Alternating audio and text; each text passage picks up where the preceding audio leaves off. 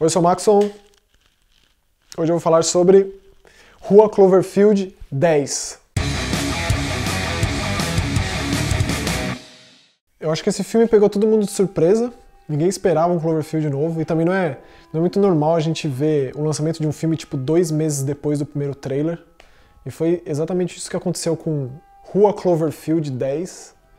Então se você assistiu o filme tendo em mente o primeiro Cloverfield de 2008, o que ele dá é um nó, até pelo menos grande parte do filme. Próximo do final que ele faz algum tipo de conexão com o primeiro filme. O primeiro filme ele é um filme de 2008, dirigido por um cara que eu passei a gostar muito depois, que é o Matt Reeves.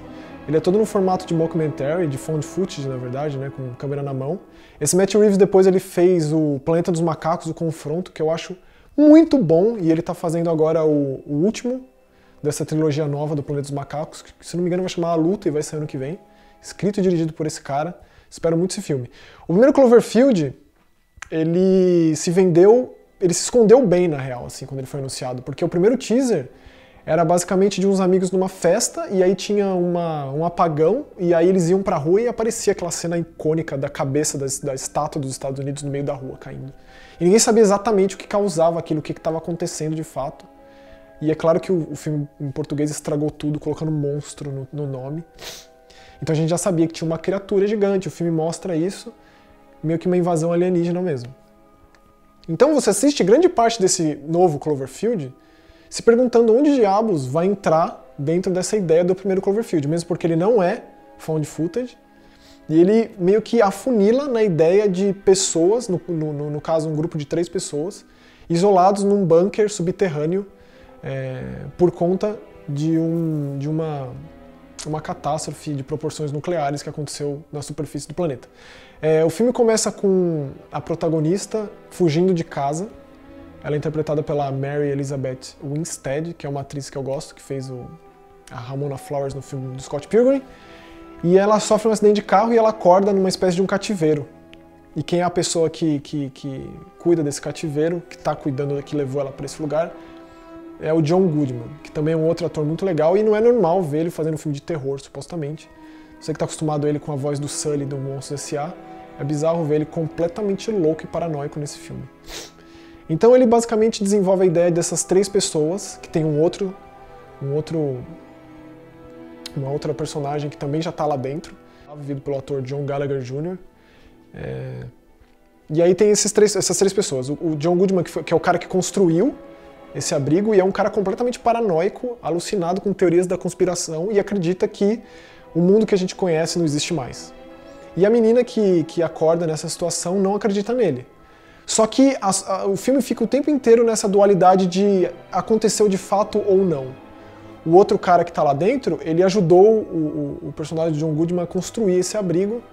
Então existem vários elementos que fazem com que a menina questione a veracidade do que está passando, e ela é meio que o elo de ligação com a audiência. Então, muito da paranoia e da claustrofobia e da loucura do filme tá mesmo na ideia de, será que é real o que está acontecendo ou não? Será que esse cara é um lunático mesmo que está mantendo essas pessoas lá presas ou não? Mesmo porque elas vão levando uma vida normal, ela não fica presa lá. Ela primeiro se recupera do acidente de carro e depois eles passam a ter uma rotina normal lá. Acontece que esse filme ele tem um monte de coisa ao redor dele, assim, que faz com que ele seja uma peça rara, digamos assim. Um amigo meu, chamado LK6, o Lucas, ele veio com uma ideia que é de fato concreta, de que esse filme ele não era para ser o que ele é de fato. Porque ele foi feito há alguns anos, tipo em 2013, ele tinha um outro nome, ele foi exibido para algumas pessoas, ele foi engavetado. Isso acontece muito no cinema. Atividade Paranormal foi um caso como esse. A Paramount fez umas exibições do filme, o Spielberg assistiu o filme e engavetaram porque não sabiam o que ia fazer com o filme.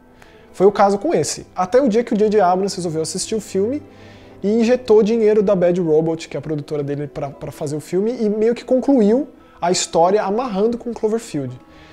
Esse filme chama The Cellar, se eu não me engano, originalmente. E então acho que qualquer um que assistir vai se chocar com pelo menos os 20 minutos finais, que faz essa ligação com o primeiro Cloverfield, e tem uma reviravolta tremenda na história do filme. Eu não estou dizendo que o filme por si só ele é ruim. Ele não tem nada demais, mas ele não é ruim de hipótese alguma. O John Goodman ele faz o filme ser realmente bom. E a Mary Elizabeth Winstead carrega esse lado mais verossímil e de associação com a audiência. Mas a sensação que eu tive quando acabou o filme é de que quando o filme ia ficar bom, ele acaba. Porque realmente os 20 minutos finais é um outro filme. Completamente diferente daquilo que a gente estava vendo.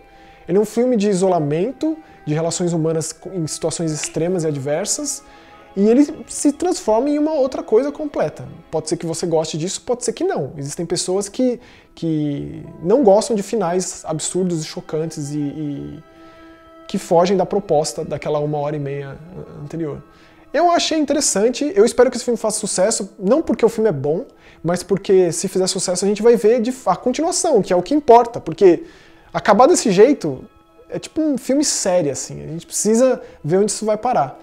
E pô, o primeiro Cloverfield é de 2008, esse filme agora é 2016, sei lá quanto tempo a gente vai levar pra ver um outro filme desse, ou se de fato eles vão realmente fazer um outro Cloverfield pensando em ser mesmo um Cloverfield e não fazendo esse enxerto, essa coxa de retalhos bizarra que foi esse Rua Cloverfield 10.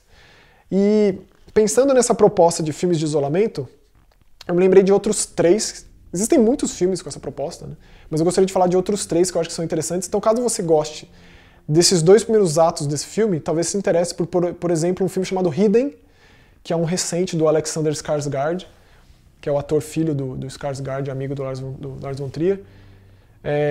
Esse filme é todinho dentro de uma bunker, e o mundo que a gente conhece, ele não existe mais, ele está completamente dizimado por o que parecem ser seres, não sei se de outro planeta ou seres mutantes desse nosso planeta, mas ele mostra a relação de pai e filha e a esposa, então ele é legal por conta de como essas pessoas lidam com o fato de estarem completamente isoladas há tanto tempo, racionando comida, água e mantendo esse elo com o mundo de fora.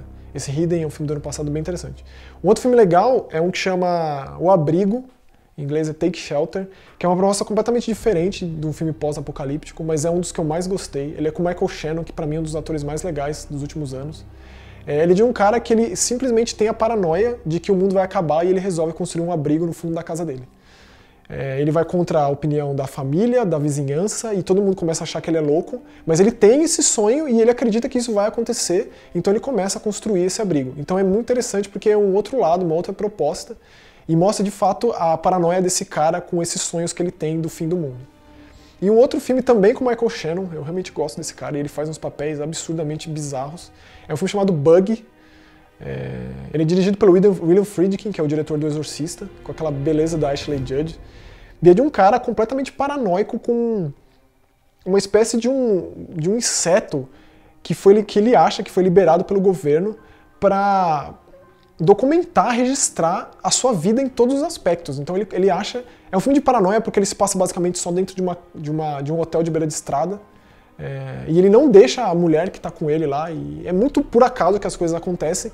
Então é um filme de isolamento nesse sentido, do isolamento porque a personagem acha que não deve sair daquele lugar, porque o que está lá fora pode acabar com a vida dela. E essa paranoia vai pegando as pessoas que a cercam. Então é uma outra proposta desse tipo de filme, mas não deixa de ser também. E é muito bizarro esse filme, eu acho que vale a pena. Então assim, esse Rua Cloverfield 10, ele continua, entre aspas, ele é meio que, como o próprio J.J. Abrams disse, é um sucessor espiritual do filme de 2008, mas ele abre portas para esse tipo de filme que é uma proposta que a gente tem visto muito em videogame. Essa da sobrevivência, de você lidar com situações adversas de pessoas dentro de abrigos, uma coisa que o cinema fez muito, que o videogame tem feito isso também, mas esses filmes trazem e colocam sempre em evidência essa temática que eu acho legal, e esse filme faz essa mistura bizarra entre sci-fi e esse tipo de coisa, então vá já sabendo disso, eu acho que é importante de todas essas coisas que permeiam esse filme para que a decepção não venha daí, então é isso.